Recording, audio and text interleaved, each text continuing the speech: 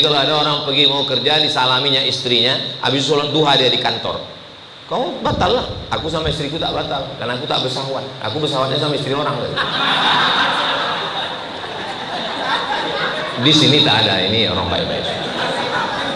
Memang beda-beda, payah kita membedakan orang baik sama orang takut. Di sini tak baik-baik semua. Saya sebetulnya ceramah di depan wartawan ini mesti hati-hati, karena lain yang kita sampaikan, lain nanti yang keluar.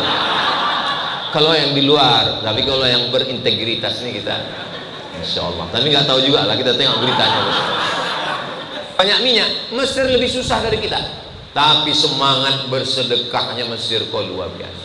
Menu tiga kali ganti. Menu pertama dagingnya segodang-godang sabun telepon. Tahu ibu sabun telepon? Kalau tahu berarti lah tua. Anak gini dah tahu ini kini sabun colek. Hari kedua ayam di Mesir itu potongnya cuma 2 kali. Tuh, karena membeli ayam paling ketek 1/4. Bukan contoh tompe awak, hancur ayam. Wah, hancur, podehnya minta ampun. Makan aja kok 3 ayam mencret. Alhamdulillah. Allahumma salli ala sayyidina Muhammad ibn Abdullah wa ala alihi wa sahbihi wa man tabi'ahu wa mawala. Sekitar 10 tahun yang lalu, lebih kurang, ada gambar orang pakai peci, pakai kacamata hitam, pakai baju Melayu warna biru, gambarnya viral. Diimagekan orang ini adalah ketua partai yang tidak mau memberikan rekom kepada lawan politiknya yang nanti akan menjadi rival dalam pilihan kepala daerah di Riau. Dan saya termakan isu itu. Ada kebencian dalam hati saya melihat gambar itu. Tapi kemudian hari berganti musim berubah, saya kenal. Saya datang ke rumahnya, saya makan di rumahnya, kenal dengan anaknya, kenal dengan cucunya, bahkan mengakikahkan cucunya pun saya yang disuruh memberikan nama. Akhirnya ternyata gambaran orang itu tidak seperti yang saya bayangkan sebelumnya. Kenapa saya benci melihat gambarnya? Karena saya tidak kenal orangnya. Saya mengenal orang tersebut melalui pandangan orang lain. Setelah saya mengenal langsung, ternyata tidak seperti itu. Siapa orang lain yang menggambarkan orang tersebut? Ya wartawan. Tapi wartawannya tak ada di sini. Yang saya maksud adalah Pak Mambak Mit. Nah, jadi begitu besarnya pengaruh wartawan dalam membentuk sebuah opini publik. Makanya kata Hitler, sebetulnya tidak ada itu opini publik. Yang ada hanyalah opini yang selalu dipublikasikan. Sehari dipublikasikan, 2 hari dipublikasikan, akhirnya dia menjadi opini publik. Dan siapa yang mempengaruhi opini publik di dunia ini? Wartawan. Makanya Yahudi ingin memperbaiki namanya, dia membuat sebuah kantor berita internasional yang bernama Reuters. Reuters itu punya orang Yahudi. Jadi kita tidak mengetahui berita yang sesungguhnya. Berita yang sesungguhnya itu adalah berita yang sudah diolah oleh kantor berita dunia dan Yahudi bermain di dalamnya. Makanya tema kita malam ini amat sangat relevan. Ramadan berkah membentuk wartawan yang berintegritas. Nah, ini belum pernah saya ceramah begini judulnya. Ramadan berkah, ciptakan wartawan yang berintegritas. Jam 7 malam hari Senin tanggal 3 November saya membuat video. Saya katakan bahwa videonya 1 menit. Di situ saya buat video, tidak ada OTT di kantor PU, kata saya. Yang ada itu hanyalah penangkapan kepala dinas PUPR dan UPT 5 orang. Adapun pada saat itu Gubernur Riau sedang berada di rumahnya menerima tamu. Saya tutup, saya share. Saya habis 1 hari 2 hari dihujat orang. Dibilang saya melindungi koruptor, dibilang saya bersekongkol, dibilang saya dapat bagian. 2 hari. Hari berikutnya berbalik berita. Orang-orang yang sebelumnya menyerang saya, membenci saya, malah mengatakan apa yang Anda lakukan kemarin benar. Jadi begitu cepatnya arus berbolak-balik di dunia ini. Kenapa? Karena memang opini publik dipengaruhi lebih parah lagi dari 10 tahun sebelumnya. Kalau yang sebelumnya itu dipengaruhi oleh wartawan, dan wartawan ini, mohon maaf, sejahat-jahatnya wartawan, dia pasti sudah lulus kursus jurnalistik. Sejelek-jeleknya wartawan, pasti dia sudah ada tahu kode etik jurnalistik. Sekarang ini disebut dengan masa kematian orang berilmu. Sekarang yang bisa mempengaruhi opini publik bukan orang berilmu, tapi orang yang viral. Orang berilmu kalau dia tidak viral tak didengar orang. Orang siapapun asal dia viral, maka dia akan didengar orang. Di hari pertama Rehan babak belur. Dia digambarkan seorang anak muda introvert yang tidak kenal dengan cewek, tiba-tiba tertarik dengan seorang mahasiswi waktu KKN, lalu kemudian karena ditolak, maka muncullah cinta ditolak, kampak bertindak. Hari pertama. Tapi di hari kedua dan hari ketiga harus berbalik setelah viralnya video di karaoke. Akhirnya keluarlah berita-berita begitu cepat. Kalau mau tahu lengkapnya, tanya ke Pak Polda kita.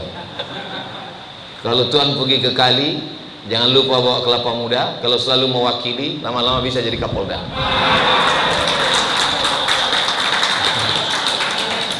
Dan yang mempengaruhi berita Rehan yang sebelumnya penjahat, sekarang di komen-komen itu Rehan sampai tapak kaki Rehan pun dipoto, rambut Rehan di komen. Sekarang emak Farah yang kena serang. Ustaz ngikuti juga, lewat dia, lewat. Saya nggak mencari, dia lewat, jadi saya baca. Dan itu bukan wartawan punya kerja. Siapa yang punya kerja? Sosial media yang tidak pernah ikut kursus jurnalistik, yang tidak pernah tahu kode etik. Jadi dunia ini semakin parah. Siapa yang bisa menyelamatkan ini? Bukan penceramah, bukan ustadz, bukan profesor doktor, bukan datuk sri ulama. Yang bisa menyelamatkan ini adalah wartawan. Itu maka saya senang sekali malam ini, sampai lupa saya muqaddimah. Mungkin kan semangatnya. Jadi kalau mau tahu bagaimana dunia ini ke depan, maka perlu wartawan yang berintegritas. Walaupun sekarang ini saya hanya berbicara kepada beberapa orang wartawan, tapi sesungguhnya nanti ini akan menjadi berita besar karena mereka semua. Saya bicara di depan buaya itu biasa, tapi malam ini bicara di depan pawang-pawang buaya. Kalau saya ceramah di Tablik Akbar 100.000 orang, di Gelora Bung Karno, di Gelora Bandung Lautan Api, itu biasa aja. Tapi kalau satu wartawan ini punya 10 portal dan mereka punya 3.000 website, maka itu beritanya akan besar dan tidak perlu dicatat, karena ini nanti bisa ditonton ulang di channel Ustadz Abdul Somad Official. Jangan lupa subscribe, like, share, dan komen. Nah, bagaimana supaya wartawan ini berintegritas? Integrasi artinya bersatu. Disintegritas berpisah. Maka disuruh wartawan itu integritas, artinya menyatu antara hati, pikiran, dan ucapan serta perbuatan. Itu dimaksud dengan integritas. Kalau lain di hati, lain di pikiran, lain di mulut, lain di perbuatan, itu bukan bermuka dua lagi, bermuka seribu. Nah, maka bagaimana mencetak wartawan-wartawan yang berintegritas ini? Maka pada malam hari ini ada 7 amalan, karena kaitannya mesti dikaitkan dengan Ramadan. Saya sebetulnya diundang acara ini ceramahnya menjelang berbuka, tapi saya bilang saya mohon maaf, saya memang tidak mau ceramah menjelang berbuka, karena menjelang berbuka itu manusia penuh dengan penderitaan, dan banyak orang menjadikan ustadz inilah pelengkap penderitaan. Nah, maka saya mohon maaf, 10 jari saya angkat, 11 dengan kepala.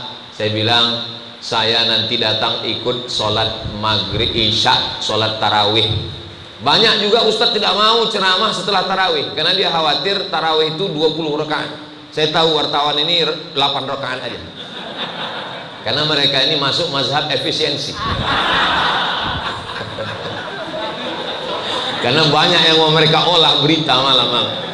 Nah itu, jadi mereka lebih memilih ibadah mahdhahnya tidak terlalu, mereka lebih banyak ibadah kepada mempengaruhi pikiran masyarakat dengan bacaan-bacaan yang cerdas, mendidik dari orang yang berintegritas. Saya sudah kumpulkan kaitan amal di akhir Ramadan ini sampai di Syawal nanti, itu insya Allah ada 7 amalan yang bisa diamalkan, alhamdulillah. Yang tak bisa diamalkan ditulis, di-share, diamalkan orang, insya Allah kita dapat pahalanya. Yang pertama amalannya adalah iktikaf. Iktikaf ini menghaluskan rasa, karena kita bangun tengah malam. Nah, jadi saya kebetulan di masjid almarhumah Hajjah Rohana, masjid emak saya, iktikafnya mulai jam 1 nanti malam. Jam 1 ke jam 2 tahsin, perbaiki bacaan. Jam 2 ke jam 3 tadabbur tafsir juz amma, dari amma yatasaalun. Jam 3 ke jam 4 sholat tahajud 8 rakaat 1 juz. Jam 4 ke jam 4.15 zikir dan doa. Jam 4.15 ke jam 5 makan sahur. Jam 5 ke jam 6 sholat subuh dan kajian subuh, baca kitab Riyadhus Shalihin. Jam 6 ke jam 7 itu tanya jawab. Nah, bagi yang tidak bisa ikut, bisa mengikuti melalui online. Sekarang orang banyak juga online, iktikaf online, ngaji online, tapi berharap surga offline. Di Pekanbaru ada masjid yang iktikaf full 10 hari 10 malam. Masjid pom bensin depan Purna Eptek. Itu setiap tahun. Ada juga iktikaf modelnya yang masuk jam 2 keluar subuh. Itu Masjid Ar-Rahman, Masjid Raya depan Surya Dumai, Masjid Al-Falah Jalan Sumatera, Masjid An-Nur. Sebetulnya iktikaf ini berapa lama? Menurut mazhab Maliki, mazhab yang kedua, mazhab pertama Syafi'i, mazhab pertama Hanafi, nomor mazhab kedua Maliki, nomor ketiga Syafi'i, mazhab keempat Hambali. Menurut mazhab Maliki, mazhab yang kedua, iktikaf itu mesti menggabungkan siang dan malam. Itu baru disebut dengan iktikaf. Jadi kalau ada orang iktikaf hanya duduk di masjid, itu tidak iktikaf. Jadi iktikaf itu menggabungkan masuk siang sampai ke malam dan ada puasanya. Itulah baru disebut dengan iktikaf. Itu menurut mazhab Maliki. Tapi menurut mazhab Syafi'i, iktikaf itu lama sikit dari rukuk sudah dianggap iktikaf. Subhana rabbiyal azim wa bihamdi, subhana rabbiyal azim wa bihamdi, subhana rabbiyal azim wa bihamdi. Tambah satu lagi, subhana rabbiyal azim wa bihamdi. Itu sudah dianggap iktikaf. Alhamdulillah kita mazhab Syafi'i. Mazhab Syafi'i ini memang beberapa hal berat ya memang. Contohnya bersentuh laki-laki dengan perempuan, mazhab Syafi'i batal. Sedangkan menurut Hanafi tak batal, karena makna lamastumun nisa, maaf jima baru batal. Sedangkan menurut mazhab Maliki kalau bersentuh tak bersahwat tak batal. Kalau bersahwat baru batal. Jadi kalau ada orang pergi mau kerja, disalaminya istrinya, habis sholat duha dia di kantor, kau batal lah. Aku sama istriku tak batal, karena aku tak bersahwat. Aku bersahwatnya sama istri orang. Di sini tak ada, ini orang baik-baik. Memang beda-beda, payah kita membedakan orang baik sama orang takut. Di sini tak baik-baik semua. Saya sebetulnya ceramah di depan wartawan ini mesti hati-hati, karena lain yang kita sampaikan, lain nanti yang keluar. Kalau yang di luar, tapi kalau yang berintegritas ini kita, insya Allah. Tapi nggak tahu juga lah, kita tengok beritanya. Nah itu jadi iktikaf ini, Nabi iktikaf itu 10 hari 10 malam tak keluar. Makanya kalau kita menghadap ke arah kiblat, ini mimbar Nabi khutbah, ini dinding kamar Nabi, ke sana kiblat. Ini di dinding kamar Nabi ini ada satu tiang namanya Ustuanatus Sarir. Ustuanah itu artinya tiang, sarir artinya tempat tidur. Karena di bawah tiang itu ada tempat tidur Nabi iktikaf 10 hari 10 malam. Nabi memanggil istrinya untuk minta sisirkan rambutnya, dijulurkannya kepalanya ke jendela. Kebetulan jendela Masjid Nabawi itu langsung ke kamar dia, ke makam Nabi sekarang. Minta sisirkan rambutnya. Pertanyaannya, kenapa istrinya tak masuk ke dalam masjid? Karena waktu itu istrinya sedang, maaf cakap, halangan. Tak boleh perempuan halangan masuk masjid. Kenapa Nabi tak keluar mengambil sisir? Karena dia tak mau iktikafnya batal, maka dia tetap dalam masjid. Kenapa dia tak mengambil sisir? Karena Nabi ingin mengajarkan ke kita bahwa Nabi juga orang yang romantis, maka dia minta sisirkan.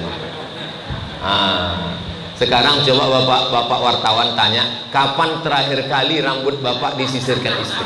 Tak usah jawab. Membuka topik semua. Tentang masalah rambut ini, memang betullah rambut ini mahkota. Saya tadi duduk di samping Pak Mambang, 2 kali saya mau salam, ragu saya, Pak Mambang atau tidak, Pak Mambang atau tidak, gara-gara beliau potong rambut. Dulu rambutnya panjang, tiba-tiba tadi ada yang ngasih tahu, Ustaz ini Pak Mambang. Astagfirullah, mohon maaf saya Pak, lupa saya Pak, sampai lupa. Itulah pentingnya rambut ini. Jadi Bapak bisa membeli minyak kemiri untuk memanjangkan rambut. Itu tentang iktikaf Nabi Muhammad SAW. Jadi kalau ada orang Riau, orang Pekanbaru yang merasa enggak ada tempat iktikaf, tidak ada alasan. Karena iktikaf di tempat saya yang sudah mendaftar kemarin, terakhir laporan panitia 250 orang. Makan sahur free, gratis, tak usah pikirkan. Sarapan pagi tak ada, dan puasa. Nah itu, asal mau datang iktikaf. Supaya Ustaz Somad jangan hanya ceramah aja, ceramah iktikaf, pas ditanya di masjid Ustaz ada iktikaf, tak ada iktikaf. Jadi iktikaf ini adalah mengasah sensitivitas. Bagaimana tengah malam itu kita bangun, lain loh Bapak Ibu suasana malam itu. Kalau nggak percaya, pandang istri Bapak waktu siang dengan waktu malam dia sedang tidur, itu lain perasaan kita. Kalau dia sedang bangun itu macam singa dia, tapi kalau dia sedang tidur itu ya macam singa tidur lah.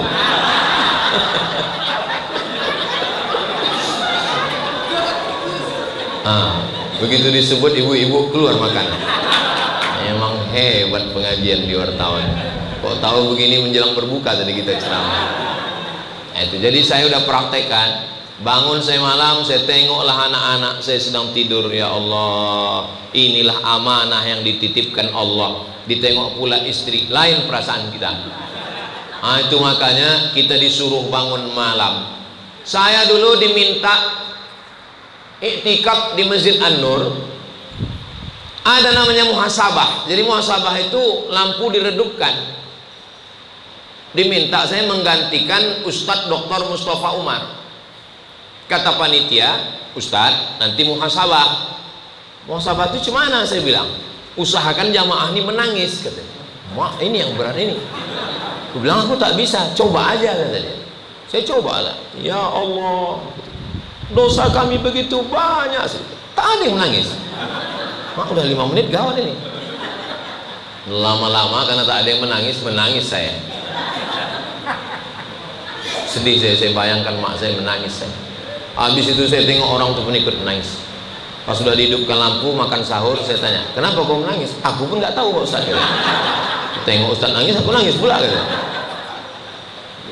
Jadi betul kata Nabi, kalau kalian baca Quran fabeku, menangislah. Kalau belum bisa kalian menangis, buatlah diri kalian menangis.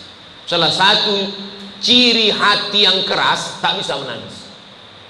Jadi Ustadz Edi Azhar membawa jamaah umroh. Ada satu bapak-bapak itu, semua jamaah waktu menengok Ka'bah mau nangis, waktu mau mencium Hajar Aswad mau nangis, waktu berdoa habis tawaf nangis. Bapak ini tak menangis. Pas tanya, bapak tak menangis? Aku pantang aku menangis. Wah, hebat bapak. Tiba-tiba pas terakhir tawaf wada mau pulang, hilang bapak itu. Hilang, dicari beliau, dicarinya pas di pintu Ka'bah sedang menangis. Kata bapak nggak bisa nangis. Kenapa bapak nangis? Ini yang sedang kutangiskan. Kenapa aku nggak bisa menangis? Jadi memang pada akhirnya kita akan menangis. Tidak ada bahasa yang bisa mewakili rasa ketika sedang berada di hadapan Ka'bah dan di hadapan Rasulullah. Satu-satunya bahasa yang bisa mewakili rasa hanyalah tetesan air mata. Berapa kali kita waktu mau di depan makam Nabi itu mau menangis, tapi saya nggak bisa juga nangis di depan makam Nabi. Udah saya coba beberapa kali mau nangis, udah mau nangis, datang polisi, haji. Tak jadi kita menangis.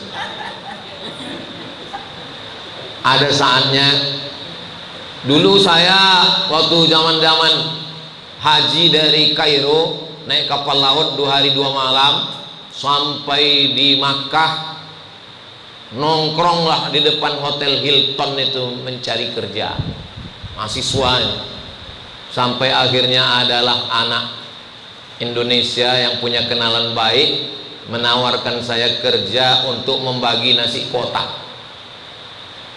Mau kerja berapa sehari bang? 60 rial.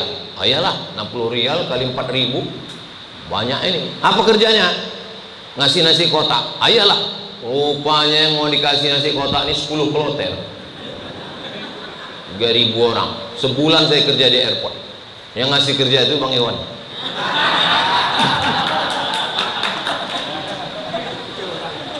Bang Iwan kalau nggak siang pokoknya. Macam mana caranya masuk airport? Masuk airport mesti pakai cop, mesti pakai kartu. Kita mahasiswa, dimasukkannya saya ke truk sampah masuk airport. Masuk airport King Abdul Aziz Airport untuk jamaah. Masuk kami ke dalam. Sebulan tak keluar. Habis jamaah haji semua udah pulang, baru dikeluarkan saya. Pulang masuk kami ke Makkah. Disitulah saya merasakan tawaf 7 kali putaran, 7 kali mencium Hajar Aswad. Enggak ada orang sama sekali. Datanglah Bang Abdul Somad dari Sulawesi. Kata dia, kalian semua anak Kairo sudah overstay, sudah lewat tanggal. Kalian semua akan dipulangkan, dideportasi, pulang ke Jakarta. Sedih. Yang sedih apa? Habislah duit gaji tadi. Beli tiket pesawat balik kan. Begitu kami urus lagi tiket kapal laut Wadi Nil ke Kairo, rupanya masih ada. Rupanya kawan-kawan ini ngeprank aja, menyusahkan hati kita.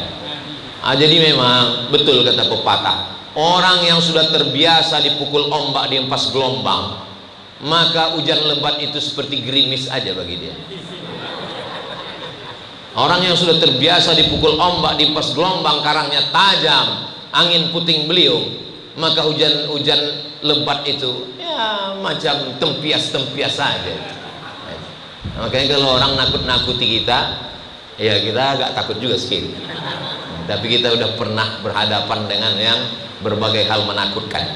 Jadi sesudah kami pulang, jadi dewan juri MTQ saya di Cepron, pulang dari situ minum teh lah kami di Rumbai dengan almarhum Bang Ustadz Zulfikar Abdul Malik. Dia 10 tahun di atas kami. Bang, yo, zaman abang dulu, aduh, overstay, sudah habis visa dari Makkah, Jeddah masuk ke Makkah.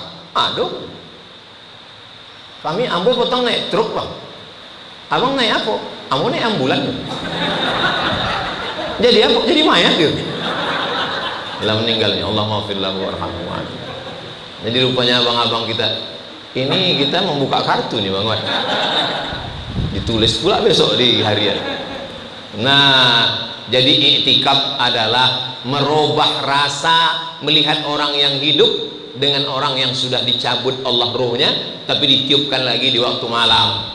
Bapak yang sudah menikah berapa lama, ingat-ingat balik kapan terakhir membangunkan istri dengan memercikkan air ke wajahnya.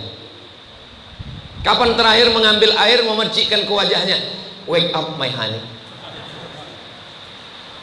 Nanti malam coba percikkan ke wajah. Kalau udah punya 3 anak 20 tahun tak gitu lagi. Jago. Insya Allah. Tapi biasanya Pak Ustadz, kami yang membangunkan suami ini untuk itikaf Pak Ustadz. Ibu membangunkan suami tak usah kasar-kasar, lemah lembut saja. Saya ajarkan caranya lemah lembut. Bisikkan ke telinganya sebelah kanan. Coba nanti malam. La ilaha illallah. Insya Allah bangun dia. Kan alun ada cubo kan? Ah cubo lah malam tuh. Cuma khawatirnya awak bercanda malaikat serius. Nggak jadi ayo. Nah, jadi itikaf ini penting untuk membangunkan kita malam. Malam ini malam ke-21 bagi MUI NU. Malam ke-22 bagi Muhammadiyah. Nah, ini umat Islam ini terlalu banyak model. Saya bilang nggak ada. Mau NU, mau Muhammadiyah, mau Perti, mau Persis, mau MUI, mau Kemenak, semuanya sama. Selamat Hari Raya Idul Fitri 1 Syawal. Cuman 1 Syawalnya yang beda. Amalan yang pertama adalah itikaf. Amalan yang kedua adalah amalan membayar zakat fitrah. Membayar zakat fitrah ini menghaluskan hati. Kenapa? Karena sehebat-hebatnya orang puasa, kalau tak membayar zakat fitrah menggantung amal puasanya. Apa tanda puasa sudah menyentuh hati? Ringan tangan berbagi. Kalau puasa baru menyentuh lambung, nasi tinggi membumbung. Tapi kalau puasa sudah menyentuh hati, ringan tangan berbagi. Makanya sekarang ada namanya sahur on the road. Jadi anak-anak muda membagi sahur, habis itu azan subuh merokoknya. Orang lagi sahur, hafal pulanya hadis. Man fattara shaiman kana lahu mithlu ajri shaim. Siapa yang memboi makan uang puasa dapat pahala macam uang puasa. Hafal pulanya hadis itu. Jadi alhamdulillah kemarin kami di Yayasan Tabung Wakaf Umat bersama Bapak Wakapolda dari Kepolisian Republik Indonesia 2.000 jamaah buka bersama. Kemudian di Yayasan di Ma'had Az-Zahra Rimbo Panjang 1.000. Itu semua kami lakukan. Karena dulu waktu kami kuliah di Mesir, saya puasa 4 kali di Mesir. 99, 2000, 2001, 2002. Selama 4 kali itu tidak pernah masak buka puasa. Tak pernah saya masak buka puasa. Karena di Mesir itu ada tradisi namanya Maidatur Rahman. Maidah meja makan, Rahman Tuhan. Meja makan Tuhan. Maksudnya datang aja awak ke situ, dia teh meja makan itulah banyak makanan, sedekah orang. Jadi jam-jam 6.30 buka puasa Kairo, jam 6 kami udah duduk lah situ. Tengok kanan kiri, pesek sudah. Anak Indonesia. Anak Indonesia sudah. Buka puasa. Mesir bukan macam Saudi Arabia. Kalau Saudi Arabia, kayo, banyak minyak. Mesir lebih susah dari kita. Tapi semangat bersedekahnya Mesir kok luar biasa. Menu 3 kali, 3 kali ganti. Menu pertama daging. Dagingnya segodang-godang sabun telepon. Tahu ibu sabun telepon? Kalau tahu berarti lah tua. Anak gini dah tahu kini sabun colek.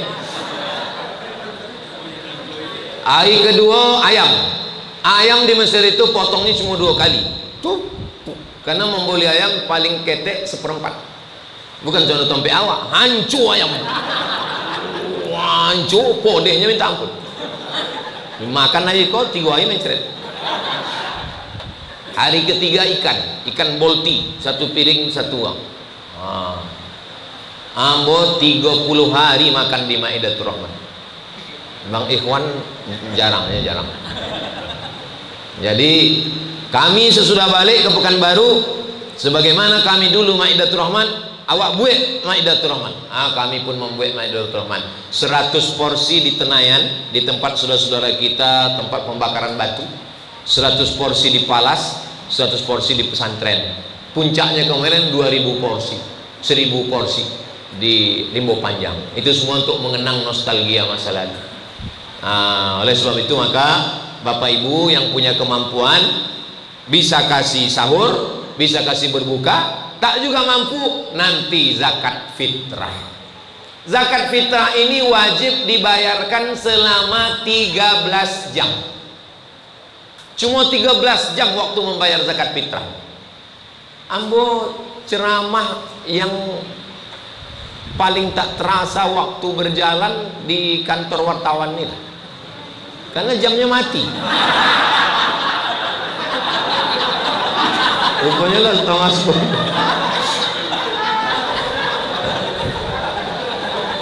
Itu jadi sampai mana tadi hilang lah bahan. 3 boleh jam, 13 jam.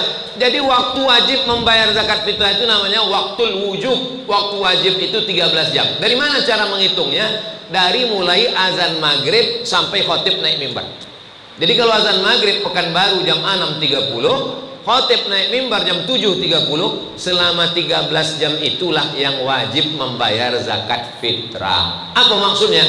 Siapa yang hidup dalam 13 jam itu wajib dia membayar zakat fitrah.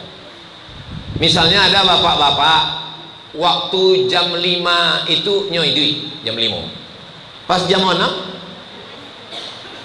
kumat seseorangnya matinya. Pas jam 6 sore terakhir Ramadan, maka dia tidak wajib bayar zakat fitrah.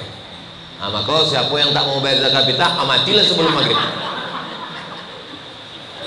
Jadi kalau ada masjid yang membuat pengumuman, bayarkanlah zakat fitrah Anda seminggu sebelum Idul Fitri, itu bukan waktul wujub, itu namanya waktul jawaz. Boleh, tapi belum wajib. Boleh. Jadi boleh kami bayarkan zakat fitrah sekarang? Boleh, bayarkan sekarang. Kalau nanti pas hari terakhir puasa mati, maka itu terhitung sodako. Yang balik mati, yang ambil balik.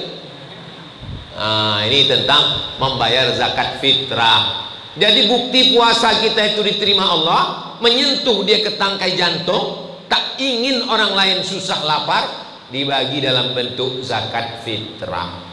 Diusahakan setelah itu dia menjadi orang yang rajin bersedekah. Sebetulnya puasa ini kuncinya satu.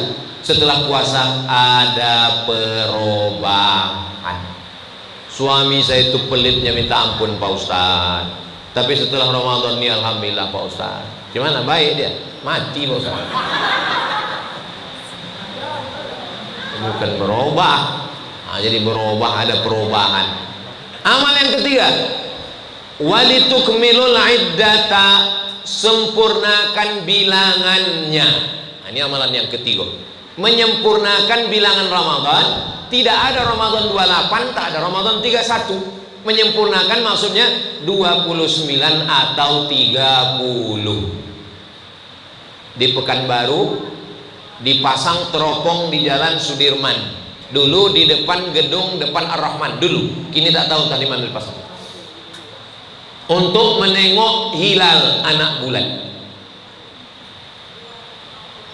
Sore Ramadan tanggal 29 menengok anak bulan. Kalau nampak anak bulan, maka berpuasalah hari terakhir, besok hari raya. Kalau tak nampak anak bulan, berarti Ramadan disempurnakan 30 hari. Terus kemarin kenapa Muhammadiyah puasanya hari Rabu? Karena Muhammadiyah sudah nampak bulan. Di mana dia nampak bulan? Di Alaska. Karena Muhammadiyah memakai kalender global internasional. Jadi Muhammadiyah ini baru tahun ini dengan yang sebelumnya imkanur ru'yah, mungkin melihat.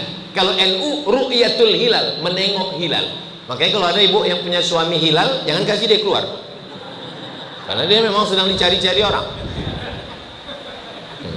Saya Pak Kapolda mau WA saya, Ustadz besok kita jadi puasa. Kenapa Pak? Saya bilang dikirimnya gambar polisi namanya hilal.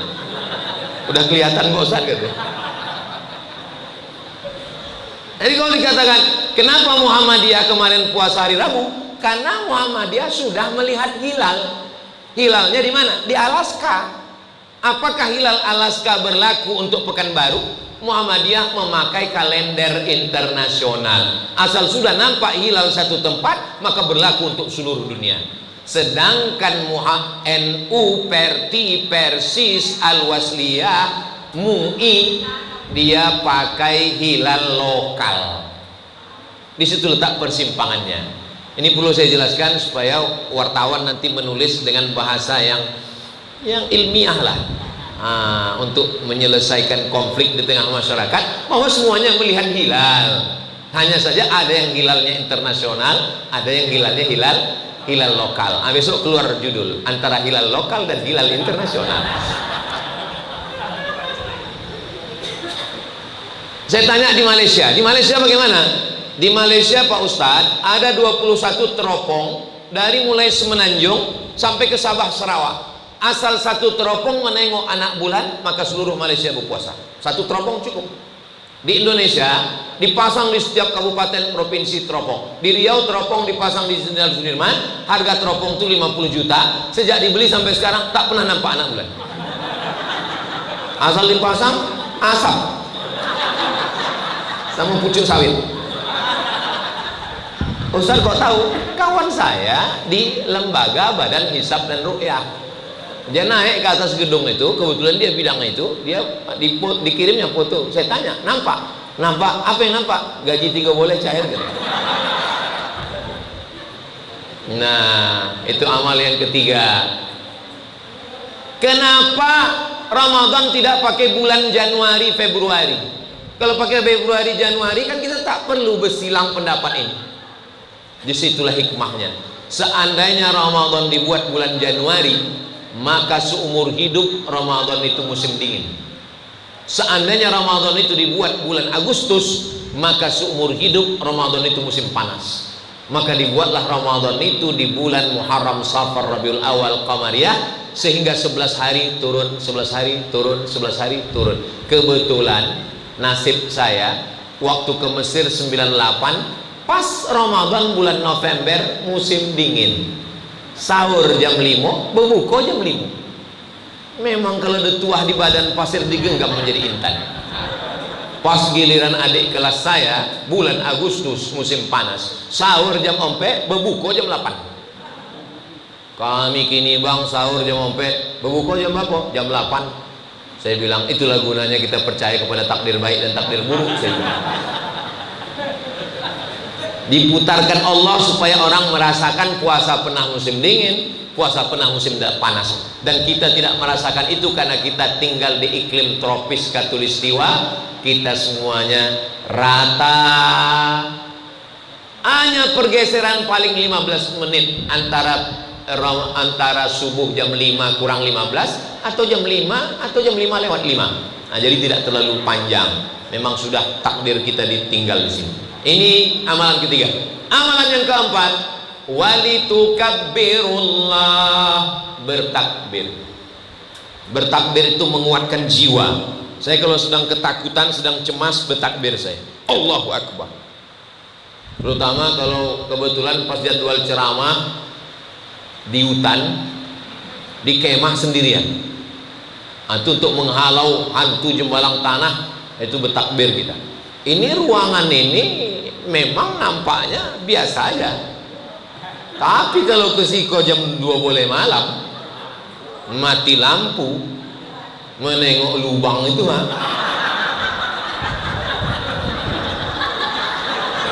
apalah yang bisa mengusir ketakutan kita? Bertakbir. Maka bertakbir awas itu, Allahu Akbar.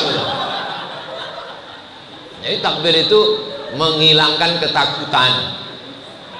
Nah, itu maka tahlil itu suaranya kuat. Afdalu zikri fa'lam annahu la ilaha illallah, la ilaha illallah.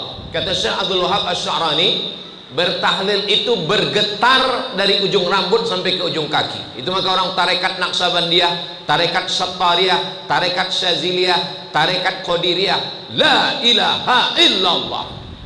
Dulu asalnya orang Melayu ini, kalau dia nak membuka hutan, menyemah namanya, menyemah hutan, hantu-hantu itu dikasih makan kepala kerbau, dipotongkan kepala kerbau, dipotongkan kepala kambing, dipanggil, hai hantu Jembalang Tanah, jangan ganggu anak cucu, tabik kepala kambing. Datanglah ulama ke bumi Melayu. Waktu ulama menengok, ditengoknya, apa yang kalian tanam tuh? Ikut tuh, kami menanam kepala kambing. Ulama dulu santun, ulama dulu tidak macam ulama sekarang, wa kullu bid'atin dhalalah wa kullu dhalalatin finnar. Kalau macam itu ulama dulu lah mati kok gini. Ulama dulu lembut. Apa kata ulama dulu? Darahnya masukkan ke lubang, sebab makan darah haram, najis. Darahnya masukkan ke lubang, kepalanya bawa balik, digulai. Kami takut makannya tuh, atuk makan. Itulah asal muasal setiap ustadz ceramah pasti dikasih kepala kambing, kecuali di kantor wartawan. Hanya cukup roti aja cukup. Nah, karena kan ustadz kan tak mau jadwal buka puasa. Kalau jadwal buka puasa ada juga tadi. Kalau enggak kepala kambing, kepala ayam. Dimakanlah kepala kambing tadi. Begitu dimakan kepala kambing, berkunang-kunang. Kalau masuk hantu kok. Bukan hantu masuk, kolesterol. Jadi ulama dulu tuh santun, lembut caranya. Darahnya buang, tulangnya buang, kepalanya bawa ke rumah gulai. Macam mana cara mengusir hantu nih? Hantu diusir bukan dengan kepala kambing. Macam mana cara mengusir hantu? Diusir dengan tahlil. La ilaha illallah, la ilaha illallah. Hambus segala hantu Jembalang Tanah. Begitulah cara mereka dulu. Maka malam takbir, amalan yang keempat, walitukabbirullah, bertakbir. Waktu bertakbir 13 jam, dari mulai azan maghrib sampai khotib naik mimbar. Allahu Akbar, Allahu Akbar, Allahu Akbar, la ilaha illallah, Allahu Akbar, Allahu Akbar, walillahil hamd. Kami dulu begitu sampai jam 2 malam waktu masih ketek-ketek dulu. Kini jam 2 malam kita dengar di masjid, Pak Uya ke masjid, rupanya flash disk. Padahal takbir itu tak boleh putus sampai khotib naik ke atas mimbar. Takbir tidak hanya di masjid, ibu juga sambil menyusun kue, Allahu Akbar, sambil memasang gorden, sambil menyetrika baju bapak. Jadi takbir itu tidak hanya di masjid. Selesai khotib naik ke atas mimbar, bertakbirnya 9 kali. Allahu Akbar, Allahu Akbar, Allahu Akbar, Allahu Akbar, Allahu Akbar, Allahu Akbar, Allahu Akbar, Allahu Akbar, Allahu Akbar kabira, walhamdulillahi katsira, wa subhanallahi bukratan wa asila. Habis takbir, tak ada lagi. Nah, ambo sholat di masjid Jalan Duyung, sholat zuhur pas Idul Fitri. Selesai sholat zuhur, bertakbir imam, Allahu Akbar, takbir. Makmum dah bersinggol-singgol, apa sih? Lupa imam, disangkonya Idul Adha. Yang takbir sampai hari itu Idul Adha, 10 seboleh, 2 boleh, 3 boleh, sampai asar terakhir. Adapun Idul Fitri asal khotib sudah naik mimbar maka tidak takbir. Kalau awak silap mengaku saja, Pak Imam ini bukan Idul Adha. Oh iya, mohon maaf saya silap. Ini kadang orang ini tidak begitu ditegur, salah Pak. Memang apa salahnya bertakbir? Mengagungkan Allah. Yang kelima, sholat Idul Fitri. Banyak orang sholat Idul Fitri itu hanya sholat, habis itu pulang. Padahal puncak Idul Fitri adalah mendengar khutbah. Saya tidak selamanya jadi khotib. Kalau saya khotib di dalam masjid, tak nampak orang pulang karena di luar. Tapi saya pernah jadi jamaah. Assalamualaikum, saya mendengar pejamaah tengok kawan dah balik. Padahal disitulah puncak khutbah. Ustaz, kebetulan kami ada jadwal ini khotib Idul Fitri. Gimana kami bisa dapat teksnya Pak Ustaz? Tulis di Google somadmorocco.blogspot.com, Somad Morocco blogspot.com. Khutbah-khutbah Idul Fitri, Idul Adha saya posting di situ. Nah, tinggal cari, copy paste. Nanti kalau ada jamaah yang bilang macam khutbah Ustaz Somad ini, dia ngambil dari saya bilang. Nah, dalam bentuk PDF di download bisa langsung tengok. Nah, bisa tengok. Cuman kalau tidak dicetak di print, kalau khutbahnya melalui handphone, yakinkan baterai itu tak lowbat. Takutnya begitu hilang bahan. Nah, ini pentingnya mendengarkan khutbah. Mendengarkan khutbah itu melembutkan hati. Saya kalau hari Jumat hanya 3 kali yang khutbah. Sekali itu saya tidak khutbah. Sekali itu saya mendengar khotib. Merasakan bagaimana rasa jadi jamaah. Rupanya menjadi jamaah itu lebih berat daripada khutbah. Karena saya khutbah tak pernah mengantuk. Tapi waktu mendengar tuh bercabang kadang-kadang khotib itu saya tengok. Berguyang dia saya tengok. Itulah maka Bapak Ibu jangan heran kalau saya khutbah berapi-api. Ada anak remaja masjid di Pasar Bawah, rupanya diperhatikannya sound system di belakang itu. Waktu Ustaz khutbah tadi kata dia, lampu itu tak pernah hijau kata dia, merah terus tuh. Menyala terus Ustaz. Kenapa Ustaz kalau khutbah berapi-api? Karena aku pernah mengantuk. Perlu kita tahu bagaimana perasaan orang. Maka waktu saya khutbah tuh, kemana saya tengok jamaah tuh paling banyak berayun, disitulah suara saya. Palestina sedang dihajar Netanyahu, saya bilang. Kita jaga. Makanya kita ini jangan hanya searah saja, tapi kita perlu juga 2 arah. Jangan hanya sekedar menceramahi orang saja, tapi kita juga perlu bagaimana menjadi pendengar yang baik, supaya kita punya psikologis yang sama. Makanya saya ceramah di mana-mana itu tahu orang. Ustaz Somad ceramah pasti 60 menit selesai, karena orang banyak yang tak tahu mau dibawa kemana hubungan ini. Hanya saja di kantor wartawan ini memang agak susah kita mau jam berapa, karena nggak jelas dari mulainya jam berapa. Berikutnya adalah yang ke-6. Yang ke-6, balik dari sholat tadi, perginya dari sini, baliknya dari sini. Datang ke masjid dari siko, pulangnya dari siko. Supaya apa? Supaya berjumpa orang yang berbeda untuk berjabat tangan. Minal aidin wal faizin, mohon maaf zahir dan batin. Katanya Pak Ustaz tak ada dalil minta maaf Idul Fitri. Minta maaf tidak menunggu Idul Fitri, kapan saja, pagi, petang, siang dan malam minta maaf. Tapi momen Idul Fitri adalah kepada Allah sudah fitrah suci, kepada manusia belum. Maka disitulah kita bersihkan hubungan kepada manusia, minta maaf. Yang paling enak minta maaf ini wartawan. Dia tulis satu di berita portal dia, semua baca, udah selesai. Saya minta maaf, mau kalian maafkan, alhamdulillah. Nggak mau ya nggak apa-apa. Jadi saya pun begitu juga. Saya selalu dalam ceramah itu pas di ujung-ujung, kepada Bapak Ibu saudaraku sekalian, kalau ada kata-kata saya tidak berkenan di hati menyinggung perasaan, saya mohon maaf. Maukah Bapak Ibu memaafkan saya? Belum lagi. Biasanya begitu. Kalau udah gitu selesai. Kalau terkait dengan perasaan, tapi kalau terkait dengan hutang piutang, barang yang dipinjam, maka mesti kita kembalikan. kepada Allah sudah diampunkan Allah dengan sholat malam. Man qama Ramadan, siapa yang bangun malam, sholat tahajud, sholat tarawih, ghufira lahu ma taqaddama min dzambih, diampunkan Allah. Tapi kepada tetangga, kepada jiran, kepada kawan tak bisa. Maka saya khususkan satu hari menerima kawan-kawan, tamu-tamu, sahabat-sahabat.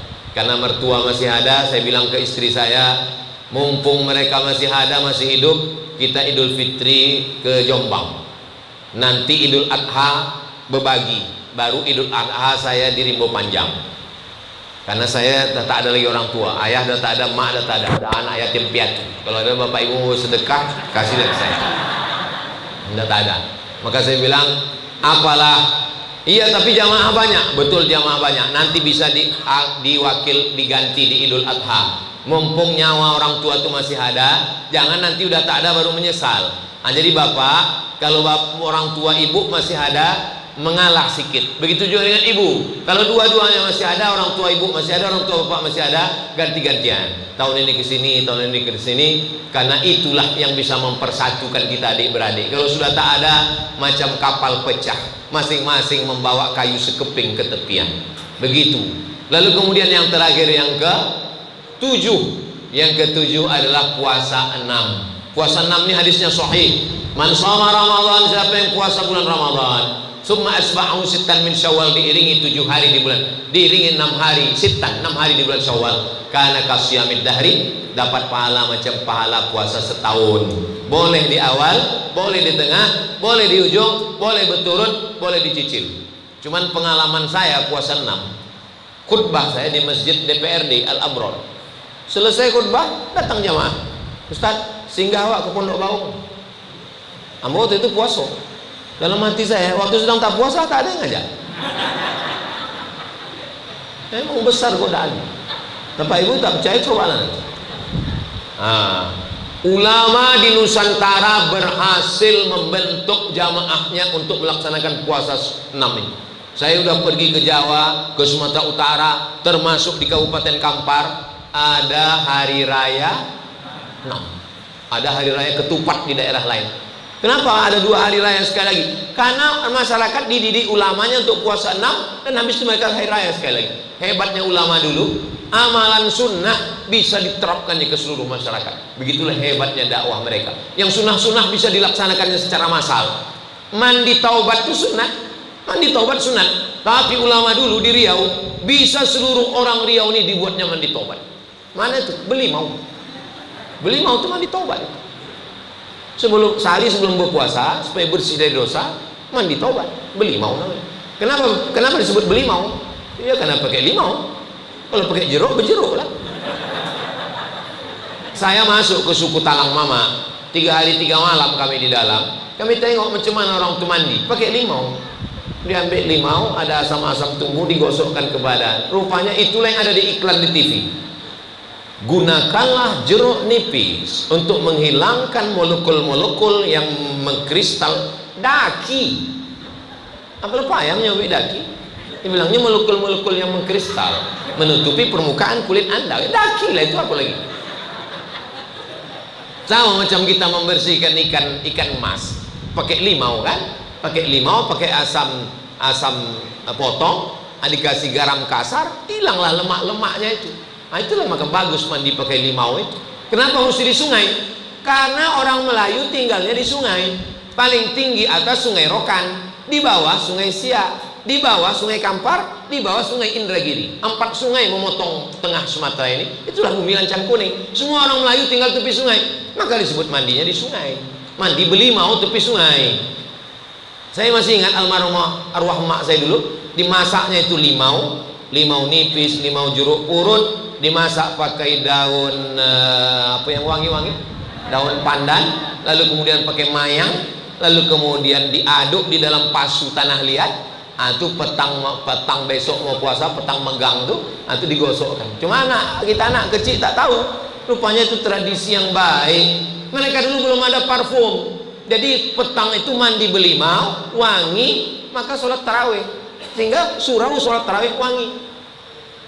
Sekarang parfum kita itu menyebabkan penyakit kanker yang macam ular sanca itu.